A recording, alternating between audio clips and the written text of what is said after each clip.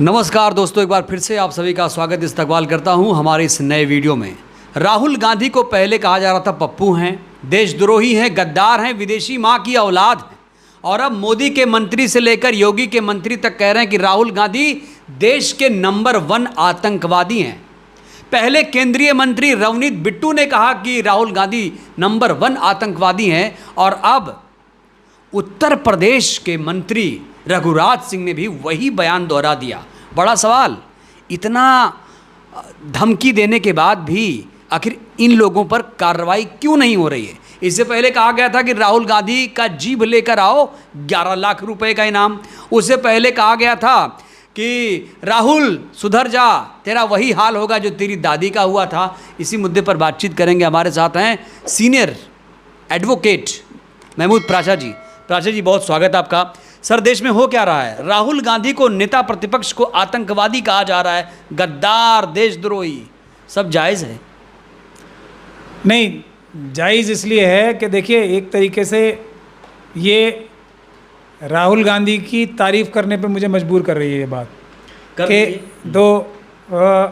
हालांकि मैं उनके पिताजी की बहुत इज्जत करता हूँ और उन्होंने मुझे यूथ कांग्रेस में लिया था। मैं तो कैंपस लॉ सेंटर में अकेला मुस्लिम प्रेसिडेंट जीता था, तो मैं गांधी फैमिली के लिए वैसे भी मेरा एक अफेक्शन, प्यार है। लेकिन वो भी अलग छोड़ दे तो मुझे पर्सनली राहुल गांधी की शख्सियत की तारीफ़ करने पे मजबूर होना पड़ रहा है आज। और वो क्यों? क्योंकि उन्हें नंबर 1 आतंकवादी बोला गया है। किनके द्वारा? जो कि खुद भारत का संविधान तोड़कर, जी सर, भारत का संविधान तोड़ के मनुस्मृति लागू करना चाहते हैं। तो जो व्यक्ति नंबर 1 ऐसा है जो आतंकवादियों के मन में आतंक पैदा कर रहा है, आतंकवादी जो आरएसएस और बीजेपी के लोग हैं उनके मन में आतंक पैदा कर रहा है, तो वो तो इसका मतलब सबसे बड़ा देशभक्त हुआ कि नहीं हुआ? जो देश के गद्दार हैं, अगर वो उसे आतंकवादी नंबर 1 मान रहे हैं क्योंकि वो उनके मन में ये आतंक पैदा कर रहा है कि मैं ये संविधान से तुम लोगों को सबक सिखाऊंगा, तुम जिस संविधान को ख़त्म करना चाह रहे हो उससे वो सबसे ज़्यादा डरते हैं। तो इसीलिए मुझे मजबूर होना पड़ रहा है राहुल गांधी जी की तारीफ़ करने पे, इस बात के लिए कि उन्होंने अपनी मेहनत से, बावजूद इसके कि आरएसएस ने उनके चारों तरफ अपने एजेंट जो है ना, वो मेरे ख्याल से सांस भी नहीं ले पाते होंगे इंडिपेंडेंटली, जबकि उनके चारों तरफ कोई एक आरएसएस का एजेंट ना हो। ये स्थिति है, ये मेरी जानकारी में बात है। तब भी वो नंबर 1 की स्थिति तक पहुंच गए, तो ये इस बयान को, बात है। अब इस बयान को सर क्यों ना ऐसे देखा जाए कि आप या कोई भी व्यक्ति अगर बीजेपी के किसी बड़े नेता को इस तरह का तमगा दे दे तो क्या उसे जेल नहीं होगी, उसे सज़ा नहीं होगी, बच जाएगा वो? और केंद्रीय मंत्री बोल रहे हैं तो छुटभइयों का क्या होगा, अंधभक्त जो घूम रहे हैं गली गली में? नहीं, ये तो कार्रवाई, मैं आपको क्या बता रहा हूँ, ये तो कार्रवाई मोदी जी रहे हैं ना। मोदी जी के डायरेक्ट परमिशन के, अमित शाह जी की डायरेक्ट परमिशन के, या उनके बगैर दबाव बनवाए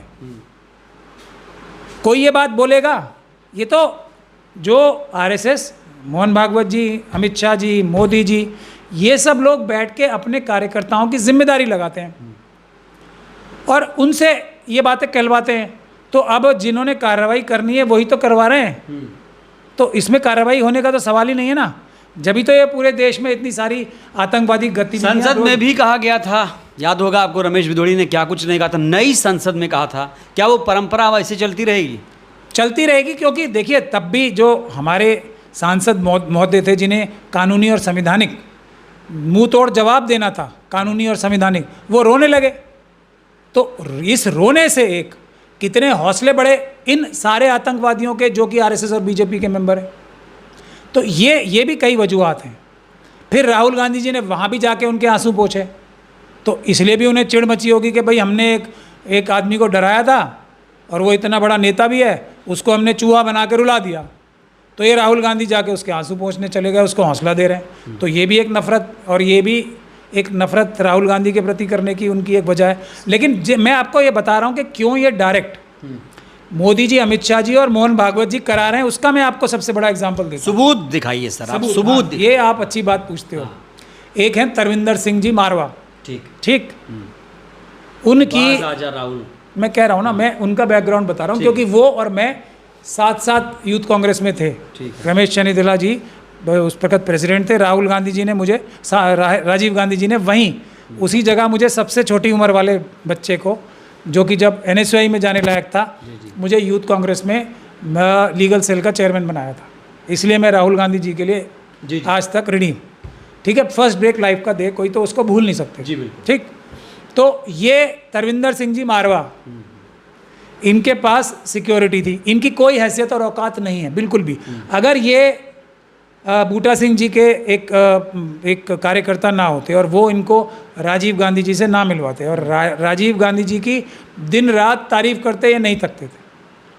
मतलब कोई राजीव गांधी जी के लिए अगर चू भी बोल दे, समझ लिए ये मेरी आंखों देखी बात है। और हम सभी ऐसे थे। ठीक सर, बताइए। ये यूथ कांग्रेस में, ये यूथ कांग्रेस का मेन रोल होता था कि जो हाईकमांड है उसको एक कवच, सुरक्षा कवच होते थे। और हम उस टाइम हम लिमिट क्रॉस भी करते थे। कोई राजीव जी के लिए कुछ बोल दे, मतलब हमारे रहते या हमारे आसपास भी रहते, किसी की कांग्रेस के बाहर या कांग्रेस के अंदर हिम्मत नहीं हो सकती थी कि वो राजीव गांधी जी के बारे में कुछ बोल दे। और ये तरविंदर सिंह जी मारवा भी उसके एक मजबूत सिपाही थे। कोई राजीव जी के खिलाफ चू भी नहीं कर सकता था इनके सामने। और आज किस प्रकार की बातें बोल रहे हैं ये, और इनकी हैसियत और औकात, जितना ये जो माल चुराया है और लूटा है, और ये जो गुरसिंह सभा बनाई है, ये सब के सब बूटा सिंह जी ने इनको अपने हाथ से पैसे देके और मदद करके बनाई है। मतलब इनका अस्तित्व ही राजीव गांधी जी की वजह से है, जो भी है। मेरा तो नहीं है, मैंने एक पैसा एहसान फरामोश निकले, नहीं, वो अब गद्दार निकले, ऐसा कह रहे हैं? गद्दार निकले तो अलग बात है, वो तो छोटी बात है। ऐसे व्यक्ति से ऐसी बातें राजीव गांधी जी के बारे में कहलवाना, आपको लगता है क्या मोदी जी ने और अमित शाह जी ने डायरेक्ट निकलवाया होगा? क्योंकि तरविंदर सिंह जी मारवा भी एक इंसान तो है ही ना, इंसान के रूप में तो है ही। उनको ऐसे व्यक्ति के बारे में जिसके लिए वो अपनी एक टाइम पे जान देने को तैयार थे, उसके बारे में ऐसी बातें बोल पाना, बेटे की जान लेने को आमादा हो गए। कोई और कह लेता ना, तब मुझे ये बात तब भी हजम हो जाती कि ये अमित शाह जी और मोदी जी ने डायरेक्ट फ़ोन करके इनसे नहीं कहलवाई होगी कि तुम्हें ही ये बात कहनी है। और उसने कह भी दिया, और उसने कहा। सजा क्या होगी? और ये सबूत कम है क्या? नहीं, सबूत, हाँ भाई ऐसे भाई सैकड़ों लोग हैं इनके पास। सर सबूत तो ठीक है, अब सजा पे आते हैं। सजा ये बोलना कितना बड़ा अपराध है और सजा क्या है? देखिए, ये बोलना मेरे ख्याल से सिर्फ डिफेमेशन के दायरे में नहीं आता। ठीक है, लीडर ऑफ द ऑपोजिशन को एक आतंकवादी नंबर 1 कहना, एक पर्टिकुलर सेक्शन है जो राहुल गांधी जी से प्यार करता है, उसके मन में एक डर पैदा होगा। एक बड़ा सेक्शन है, बहुत बड़ा सेक्शन है देश का, कि जो माइनॉरिटी की बात नहीं कर रहा हूँ, जो संविधान, अब जब देखिए संविधान लोकतंत्र में भरोसा करता है, जो राहुल गांधी जी ने RSS के अपने चारों तरफ जो लोग हैं, जो उनके बड़ों की भी जो लाइन थी, उसको दरकिनार करके संविधान और बाबा साहब डॉक्टर भीमराव अंबेडकर की बात कही है। राहुल गांधी की ये क्या तारीफ करने लायक बात नहीं है कि अपने बड़े जो थे उनकी लाइन के खिलाफ जाके एक सही बात, वो संविधान को हाथ में लेके और बाबा साहब डॉक्टर भीमराव अंबेडकर को साथ में लेके वो कर रहे हैं। तो ये बावजूद इसके कि चारों तरफ RSS के लोगों से घिरे हुए हैं, तो इसकी वजह से बहुत सारे अंबेडकरवादी लोग जो हैं उनको प्यार करते हैं, पसंद करते हैं, इस वजह से कि वो अपनों के खिलाफ जाके, यानी बीजेपी के लोग बौखलाए हुए हैं। नहीं, तो मैं आपको अपराध बता रहा हूँ। ठीक है, उनके मन में एक डर पैदा हुआ, इससे एप्रीहेंशन पैदा हुई कि राहुल गांधी जी के ऊपर ऐसा कोई हमला ना कर दें, उनको कोई नुकसान ना पहुंचा दें। तो ये एक आतंकवादी घटना बनती है। जो हमारा जो नया जो कानून बना है ना, उसके तहत जो अनलॉफुल एक्टिविटीज़ है ना, उसकी डेफिनेशन में पूरी तरीके से आता है। तो इन सभी लोगों के ऊपर एक आतंकवादी कार्य करने के लिए, आतंकवादी घटना को अंजाम देने के लिए, एक टेररिस्ट ऑफेंस करने के लिए मुकदमा दर्ज होना चाहिए। लेकिन अफसोस इस बात का है कि कांग्रेस की लीगल सेल जो है वो ये नहीं करेगी।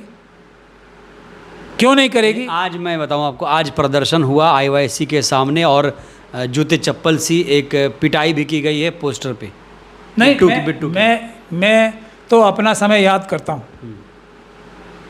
उस टाइम के जो हमारे वीडियोस हैं, उस टाइम के जो हमारी प्रेस की रिपोर्टिंग है, मैं आज के फ्रंटल ऑर्गेनाइजेशंस को कहता हूँ जाके देख लें।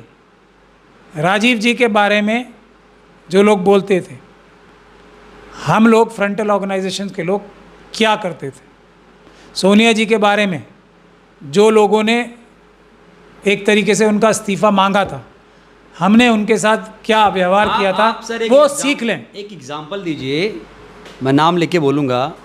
मोदी जी को अगर कोई यही कह दे जैसा राहुल के लिए कहा गया तो उसे क्या सज़ा मिलेगी? बस देखिए, एक तो सैकड़ों मुकदमे उसके खिलाफ झूठे तय हो जाएंगे। ये बात तो खैर कोई घटिया इंसान ही कहेगा कि उनको मार दो। ये तो कोई बहुत नहीं, मैं कह रहा हूँ जो शब्दों का इस्तेमाल आतंकवादी कहा जा रहा है, देशद्रोही, गद्दार बताया जा रहा है, इस तरह के शब्दों की, मैं अभी धमकी की बात ही पे नहीं आया हूँ। मैं तो धमकी की बात कर रहा हूँ। अच्छा, वो महत्वपूर्ण बात है। मैं क्योंकि ये आतंकवादी घटना हुई है, मैं उसी पे कंसंट्रेट करना चाहता हूँ। क्योंकि आरएसएस और बीजेपी के लोगों के खिलाफ तो आतंकवादी होने के बहुत सारे सबूत मौजूद हैं, तो उस बात पे मैं नहीं जा रहा हूँ। साथ ही प्रज्ञान सिंह ठाकुर के ऊपर आज भी आतंकवाद की घटनाएं घटित करने के लिए मुकदमे चल रहे हैं। इनके जो डीआरडीओ में साइंटिस्ट थे, वो आरएसएस के मेंबर थे, एक्टिव मेंबर थे। उनके ऊपर ये पाकिस्तान को देश के डीआरडीओ के सबूत बेचने के कारनामे करने के लिए मुकदमा चल रहा है। उनको अरेस्ट करके और अभी आरएसएस उनको छुड़ाने के लिए जी जान से कोशिश कर रही है। तो मैं उस पर नहीं जा रहा। मैं ये जो धमकी दी है मारने की, इस पे जा रहा हूँ। ज़बान काटने की जो धमकी दी है, उस पर इनाम रखा है। उस पर अगर कौन जुबान काटेगा? मैं खुद अगर कोई मोदी जी के लिए ये बात बोलेगा तो मैं खुद ही उनके खिलाफ एफआईआर दर्ज कराऊं। सर, मैं खुद इस बात का समर्थन नहीं करता हूं कि कोई इस तरह की भाषा का किसी के लिए इस्तेमाल करे। मैं एग्जाम्पल के तौर पे मैं खुद एफआईआर कराऊंगा, मैं खुद।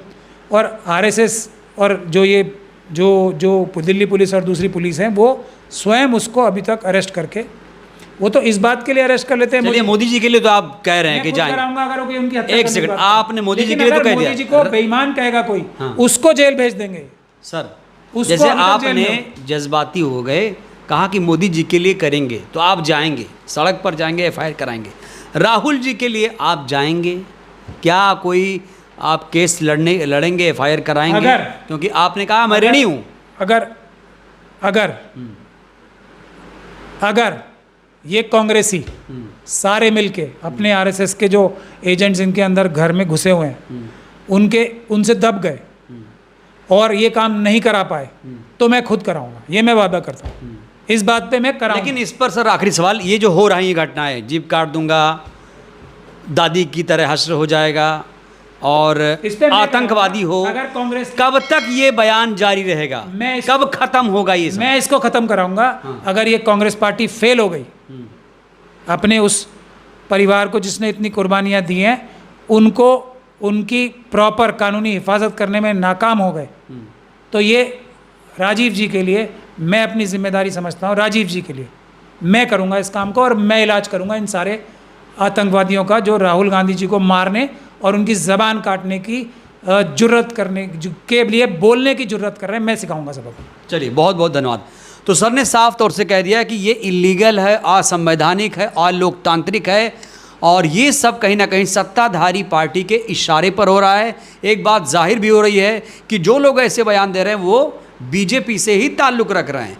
शिवसेना शिंदे गुट के विधायक ने भी ऐसे ही बयानबाजी की, और मोदी के मंत्री ने, योगी के मंत्री ने, बीजेपी विधायक जो सर ने मारवा का जिक्र किया, उसने भी ऐसी बातें कही। तो ये सिलसिला कब थमेगा और राहुल गांधी इनके निशाने पर क्यों है, ये बहुत बड़ा सवाल है। बहरहाल इस वीडियो में इतना ही। इस वीडियो को लेकर आप लोगों की प्रतिक्रिया क्या, अपनी प्रतिक्रिया आप लोग दीजिएगा ज़रूर। बहुत बहुत धन्यवाद, शुक्रिया।